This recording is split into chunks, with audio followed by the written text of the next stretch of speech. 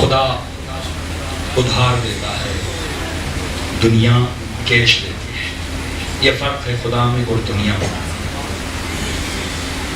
جو لالچی انسان ہے وہ کیش کے پیچھے جاتا ہے، جو ایمان رکھنے والا ہے وہ ادھار کے پیچھے جاتا ہے۔ نماز پڑھو جنت ملے گی، علی والے بنو جنت ملے گی، اطاعت علی کرو جنت ملے گی، ابھی نہیں ملے گی، کل ملے گی، جب مرو گے بعد میں ملے گی۔ خدا ادھار دیتا ہے۔ فرمایا دو لوگ ملتے ہیں، ایک وہ جس نے کیش کو پھینک کر ادھار لی، نقد چھوڑا ادھار کی طرف گیا، ایک وہ جس نے ادھار کو چھوڑا نقد کی طرف گیا۔ ایک ہے پسر سعد، اس کو قبالۂ حکومت رہ ملا، جانے والا تھا۔ ابن سعد امام انسان نہیں تھا، امام حسین کو اچھے طریقے سے جانتا تھا، مقام حسین ابن علی کو بہت اچھے طریقے سے جانتا تھا حسین کیا ہے۔ جب ابن زیاد نے کہا کہاں جا رہے ہو؟ کہ حکومت رہ کی طرف جا رہا ہوں۔ کہا کہ اس طرح نہیں جا سکتے، تجھے پہلے کربلا کی جنگ میں شرکت کرنی پڑے گی۔ اس نے کہا نہیں، میں نواز رسول کو شہید نہیں کروں گا۔ کہ اگر نہیں کرو گے تو حکومت رائے بھی تجھے نہیں ملے گی۔ یہ رات کو گھر جاتا ہے، کہتا ہے مجھے ایک رات کی مہلت۔ اس کے کچھ شعر ہیں ابن زیاد کے۔ جب صبح ہوتی ہے ابن سعد کی صبح ہوتی ہے، ابن زیاد کہتا ہے کہ انہیں کیا فیصلہ کیا؟ کہتا ہے فیصلہ یہ کیا ہے کہ نقد کو لوں ادھار کو چھوڑوں، اگر حکومت رائے کو چھوڑوں گا جنت ملے گی، اگر حکومت رائے کو لوں گا تو کہتا میں جانتا ہوں جو حسین کو مارے گا وہ جہنمی ہے، میں جنت سے بھی محبت کرتا ہوں اور مقام حسین کو بھی جانتا ہوں، لیکن کہتا ہے کیا کروں، حکومت رائے میرے لیے زیادہ میٹھی ہے۔ اس کے جملے ہیں میرے دل کی ٹھنڈک ہے، حکومت رائے سے مجھے دل کی ٹھنڈک ملتی ہے۔ اس نے ادھار کو ٹھکرایا، کیش لے لیا۔ ایک اور ہے کربلا میں جس کا نام ہے ہور۔ ہور کے ہاتھ میں کیش تھا، ہاتھ میں تھا، دولت تھی، لشکر تھا، طاقت تھی، اور کربلا میں عرب میں اس وقت سب سے بہادر کہلانے والا شخص ہور تھا۔ پورے کوفے میں سب سے بہادر کہلانا ہور تھا۔ جب ہور نے اخلاق حسین ابن علی کو دیکھا تو ہور سوچنے میں مجبور ہو گیا۔ اہل بیت وہ ہیں جو انسان کی عقلوں کو جھنجھوڑتے ہیں، ان کا کام یہی ہے کہ آپ کی افکار کو جھنجھوڑیں۔ تو میرے ساتویں امام میرے مظلوم مولا جب ایک گلی سے گزر رہے تھے تو ایک گھر میں رقص ہو رہا تھا، گانوں کی آوازیں آ رہی تھیں، تو راستے پہ اسی گھر سے ایک کنیز نکلی، اس نے کچرا رکھا۔ امام نے اس کنیز سے پوچھا اس گھر کا جو مالک ہے وہ حر ہے یا عبد ہے؟ حر کی معنی ہے آزاد، عبد کی معنی ہے غلام۔ تو کنیز نے مسکرا کر کہا کہ آپ کیسی باتیں کرتے ہیں، اگر عبد ہوتا تو گھر میں اتنا رقص نہ ہوتا۔ حر ہے، آزاد ہے، کسی کا بندہ نہیں، غلام نہیں ہے، مال ہے، دولت ہے، پیسہ ہے، اتنی کنیزیں ہیں، آزاد ہے، عبد نہیں ہے۔ امام نے کہا تم نے صحیح کہا، اگر عبد ہوتا تو یہ کام نہ کرتا۔ امام چلے گئے، کنیز گھر میں اندر گئی، مالک نے پوچھا اتنی دیر کیوں کی ہے؟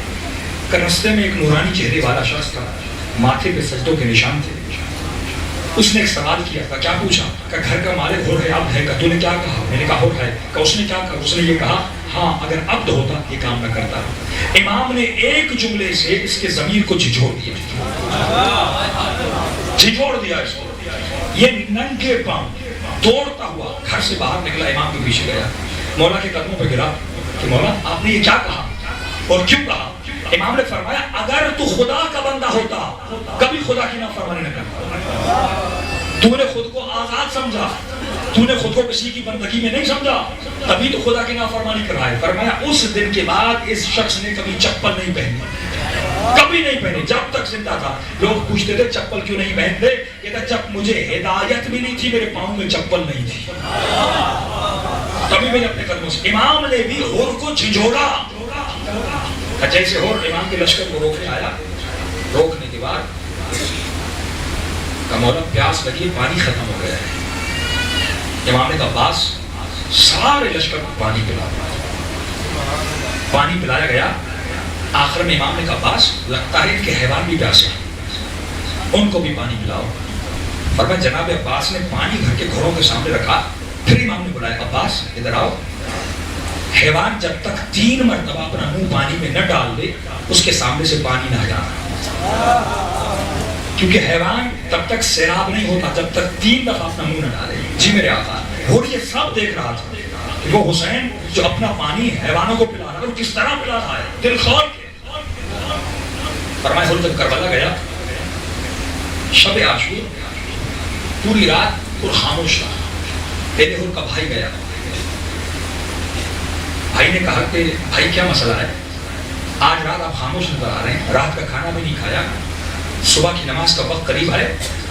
اس نے سمجھا ہو شاید تلخ مزاج ہے، ایک پانی کا گلاس بھرا خود پوجا کر دیا، اور انہیں پانی کو دیکھا زمین پہ پھینک دیا۔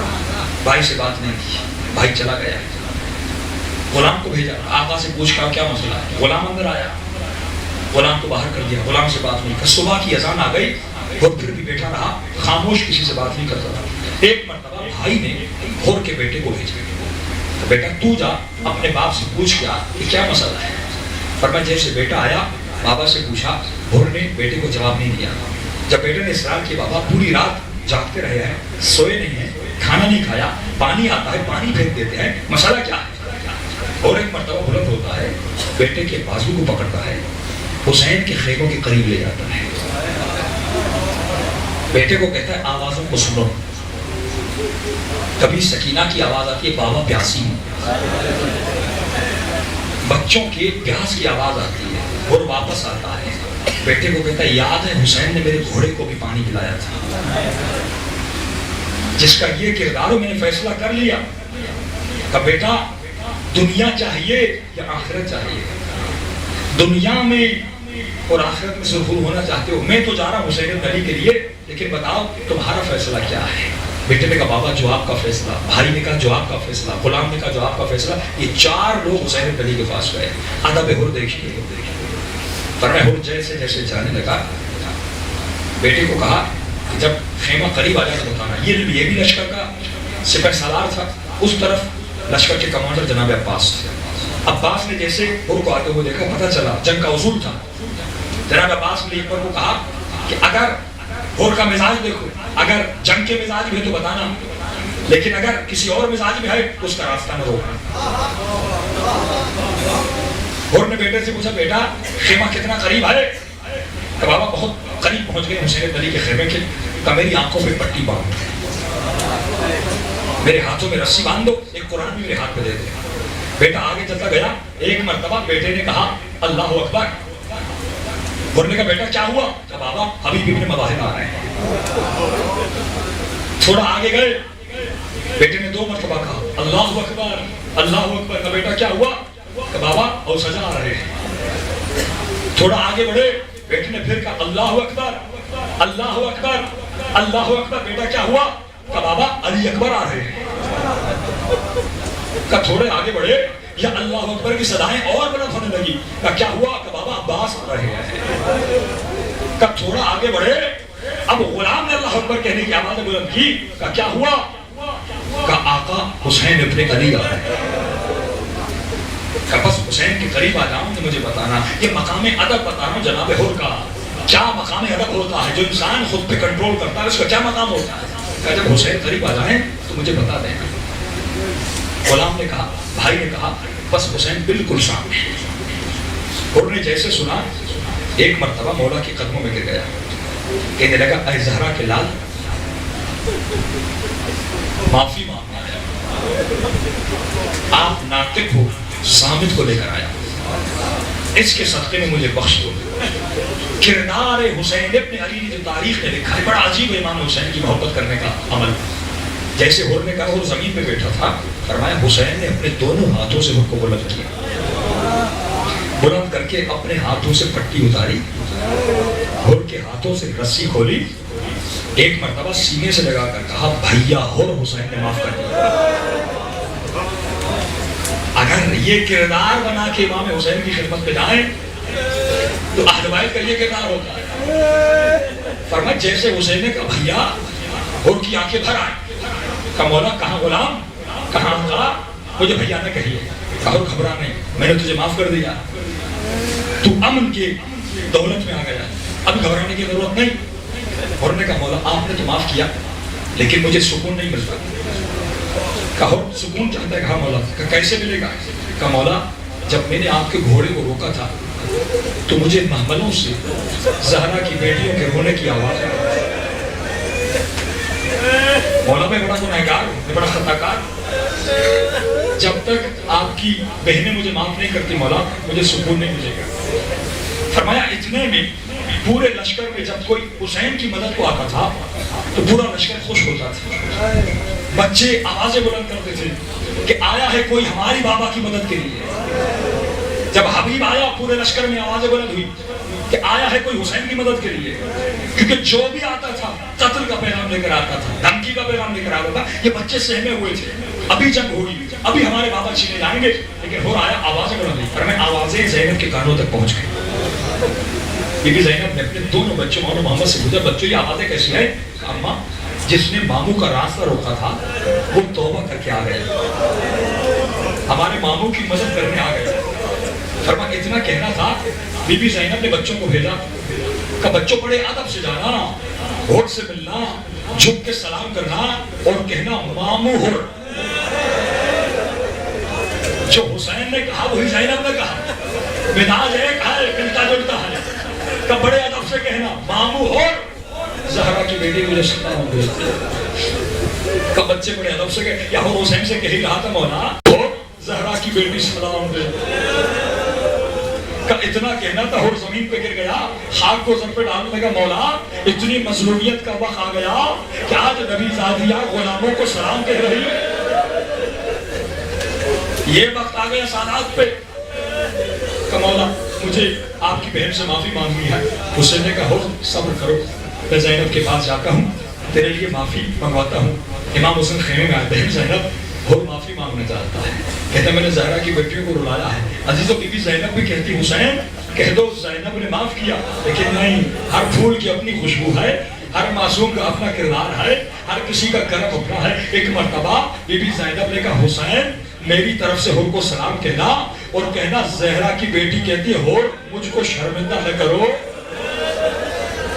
ہور زہرا کی بیٹی کو شرمندہ نہ کرو کہ کیونکہ تو اس وقت ہمارے گھر میں آیا ہے، مہمان بن کے آیا ہے. آئے ہور آج ہمارے پاس پلانے کے لیے پانی نہیں ہے، لیکن آئے ہور میں زینب وعدہ کرتی ہوں ایک دن آئے گا میں اپنے نانا سے کہوں گی حوض کوثر ہوگا نانا، اور اس وقت ہماری مدد کے لیے آیا تھا جب ہمارے پاس پینے کے لیے پانی نہیں تھا.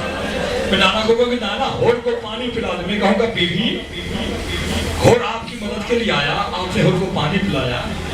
آج یہ مومن عزادار آپ سے حوض کوثر کا پانی مانگ گیا. 6 محرم کی رات ہے. آج خیام حسینی میں سکینہ خوش ہے، دو جملے مسائل کی اور چھوڑ دوں گا. آج خیام حسینی میں زینب خوش ہے، آج علی اکبر کی ماں خوش ہے.